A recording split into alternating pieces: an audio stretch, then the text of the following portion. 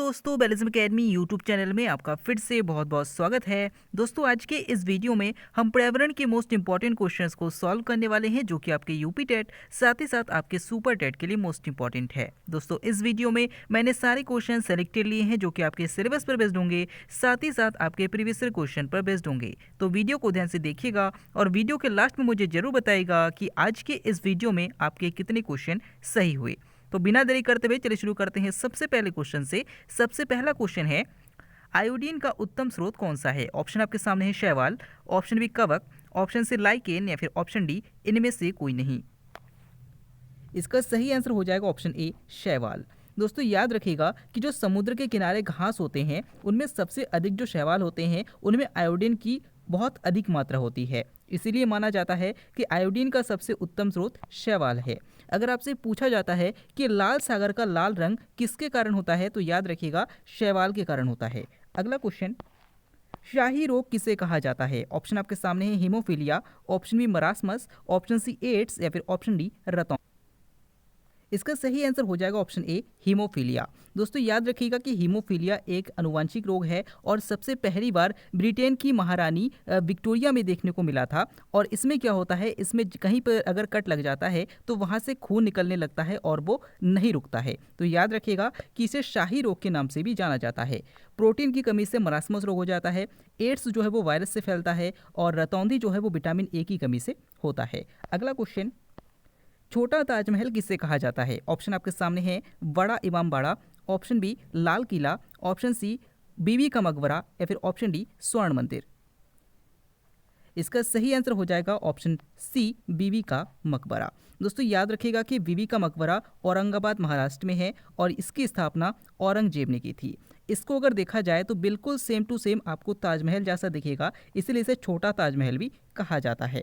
अगला क्वेश्चन, पौधों में फूल बनने में सहायक हार्मोन कौन सा है? ऑप्शन आपके सामने है auxin, option B gibberellin, option C ethylene या फिर ऑप्शन डी साइटोकाइनिन।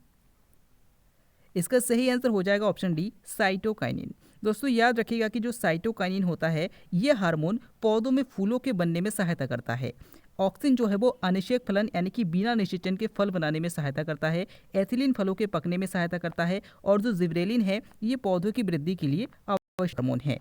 अगला क्वेश्चन, नेक्स्ट क्वेश्चन है, मनुष्य के आंसू में कौन सा एंजाइम पाया जाता है जिस कारण जीवाणु मर जाते हैं? ऑप्शन आपके सामने है ptyalin, option B lysozyme, option C amylase या फिर ऑप्शन डी ट्रिप्सिन। दोस्तों हमारे आंखों में अगर कोई भी कीड़ा घुस जाता है तो हम तुरंत आंख बंद कर लेते हैं और हमारे आंखों में जो एंजाइम होता है उसी एंजाइम के कारण वो कीड़े मर जाते हैं। तो याद रखिएगा वो एंजाइम कौन सा है, तो लाइसोजाइम इसका सही आंसर हो जाएगा। अगला क्वेश्चन, कच्चे फलों को पकाने में काम आता है, आपको बताना है कि क्या काम आता है। ऑप्शन आपके सामने methane, option B ethylene, option C naphthalene या फिर ऑप्शन डी ऑक्सिन। इसका सही आंसर हो जाएगा ऑप्शन बी एथिलीन। दोस्तों याद रखिएगा कि जो एथिलीन है ये कच्चे फलों को पकाने में आवश्यक होता है। नेक्स्ट क्वेश्चन, किस विटामिन को संग्रहित नहीं किया जा सकता? ऑप्शन आपके सामने है vitamin A, option B vitamin C, option C vitamin D या फिर ऑप्शन डी विटामिन के। इसका सही आंसर हो जाएगा ऑप्शन बी विटामिन सी। दोस्तों याद रखिएगा कि विटामिन सी को स्टोर करके नहीं रखा जा सकता और याद रखिएगा कि सबसे अच्छा जो स्रोत है विटामिन सी का वो आंवला है। अगर आपसे पूछा जाता है कि विटामिन सी की कमी से कौन सा रोग हो जाता है तो स्कर्वी रोग हो जाता है और याद रखिएगा विटामिन सी का रासायनिक नाम क्या है, तो एस्कॉर्बिक एसिड है। अगला क्वेश्चन, उल्टी उड़ान भरने वाली पक्षी कौन सी है? ऑप्शन आपके सामने है कोयल, ऑप्शन बी गुंजन, ऑप्शन सी फाख्ता या फिर ऑप्शन डी बसंत गौरी। इसका सही आंसर हो जाएगा ऑप्शन बी गुंजन पक्षी। दोस्तों याद रखिएगा कि गुंजन पक्षी, जिसे इंग्लिश में हमिंग बर्ड कहा जाता है, जो कि सबसे छोटी पक्षी होती है, ये पक्षी उल्टी उड़ान भरता है यानी कि उल्टी दिशा में उड़ सकता है। अगला क्वेश्चन, इनमें से कौन न्यूनतम पर्यावरण प्रदूषण करता है? ऑप्शन आपके सामने है कोयला, option B diesel, option C hydrogen या फिर ऑप्शन डी सीसा। इसका सही आंसर हो जाएगा ऑप्शन सी हाइड्रोजन। दोस्तों याद रखिएगा कि हाइड्रोजन सबसे कम पर्यावरण प्रदूषण करता है, इसीलिए हाइड्रोजन को भविष्य का ईंधन भी कहा जाता है। नेक्स्ट क्वेश्चन है, चप्पल जंतु किसे कहा जाता है? ऑप्शन आपके सामने amoeba, option B hydra, option C paramecium या फिर ऑप्शन डी यूग्लिना। इसका सही आंसर हो जाएगा ऑप्शन सी पैरामीशियम। दोस्तों याद रखिएगा कि पैरामीशियम का आकार बिल्कुल चप्पल जैसे होता है, इसलिए इसे चप्पल जंतु भी कहा जाता है। अगर आपसे पूछा जाता है कि सजीव और निर्जीव की बड़ी बीच की कड़ी किसे कहा जाता है, तो विषाणु को कहा जाता है। और अगर आपसे पूछा जाता है कि जंतु और पादप के बीच की कड़ी किसे कहा जाता है, तो यूग्लिना को कहा जाता है। अगला क्वेश्चन, मानवाधिकार संरक्षण अधिनियम किस वर्ष प्रभावी हुआ? ऑप्शन आपके सामने है 1971, ऑप्शन बी 1993, ऑप्शन सी 1999 या फिर ऑप्शन डी 2000। इसका सही आंसर हो जाएगा ऑप्शन बी 1993। दोस्तों याद रखिएगा कि मानवाधिकार संरक्षण अधिनियम 1993 में प्रभावी हुआ था। और अगर आपसे पूछा जाता है कि मानवाधिकार दिवस कब मनाया जाता है, तो 10 दिसंबर को मनाया जाता है। अगला क्वेश्चन, नेक्स्ट क्वेश्चन है, आयुर्वेद का सर्वप्रथम उल्लेख किस वेद में मिलता है? ऑप्शन आपके सामने है ऋग्वेद में, ऑप्शन बी यजुर्वेद में, ऑप्शन सी अथर्ववेद में या फिर ऑप्शन डी सामवेद में। इसका सही आंसर हो जाएगा ऑप्शन सी अथर्ववेद में। दोस्तों याद रखिएगा कि आयुर्वेद का सर्वप्रथम उल्लेख अथर्ववेद में मिलता है। ऋग्वेद सबसे प्राचीन वेद है, यजुर्वेद में यज्ञ का वर्णन मिलता है और सामवेद में संगीत का वर्णन मिलता है। अगला क्वेश्चन, मोटर कारों की प्रदूषण जांच में किसकी मात्रा की जांच की जाती है? ऑप्शन आपके सामने है carbon dioxide, option B carbon monoxide, option C शीशा तथा एस्बेस्टॉस या फिर ऑप्शन डी नाइट्रोजन तथा सल्फर डाइऑक्साइड। इसका सही आंसर हो जाएगा ऑप्शन डी नाइट्रोजन तथा सल्फर डाइऑक्साइड।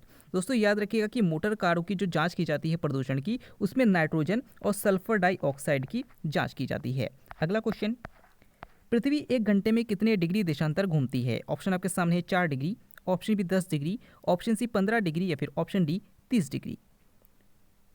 इसका सही आंसर हो जाएगा ऑप्शन सी 15 डिग्री। दोस्तों याद रखिएगा कि पृथ्वी को 1 डिग्री देशांतर घूमने में 4 मिनट का समय लगता है। इस तरीके से अगर देखा जाए तो 15 डिग्री घूमने में 1 घंटे का समय लगता है। तो आप याद कर लीजिएगा, मोस्ट इंपॉर्टेंट है, ये क्वेश्चन पूछा जाता है।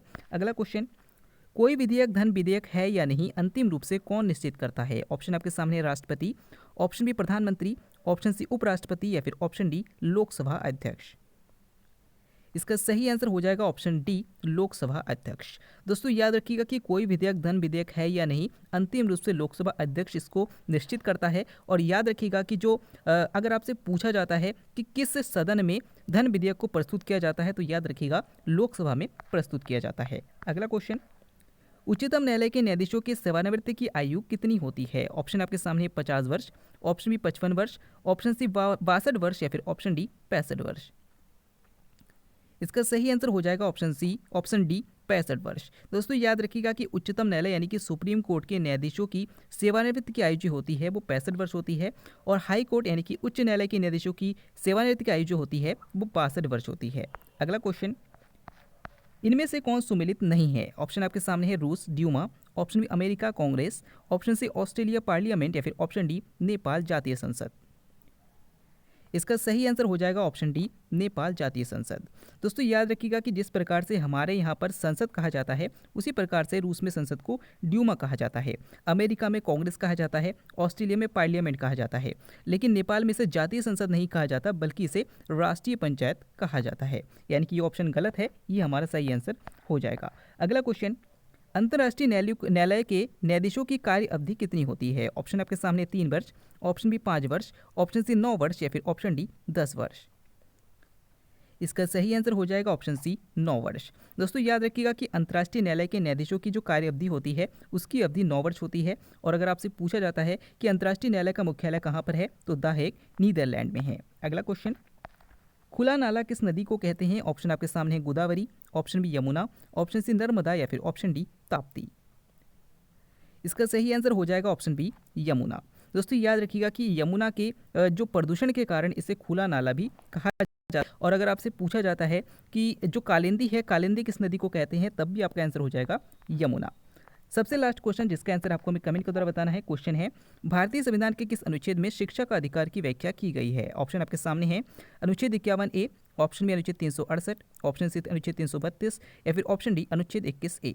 दोस्तों इस क्वेश्चन का आंसर आपको हमें कमेंट के द्वारा बताना है। साथ ही साथ आज के इस वीडियो में आपके कितने क्वेश्चन सही हुए, साथ ही साथ आज का वीडियो आपको कैसा लगा कमेंट करके जरूर बताएगा। अगर आप टेलीग्राम ग्रुप को ज्वाइन करना चाहते हैं तो डिस्क्रिप्शन में लिंक दिया गया है, वहाँ से आप ज्वाइन कर सकते हैं। हम फिर से लौटेंगे एक नया इंटरेस्टिंग वीडियो लेकर, तब तक के लिए देखते रहिए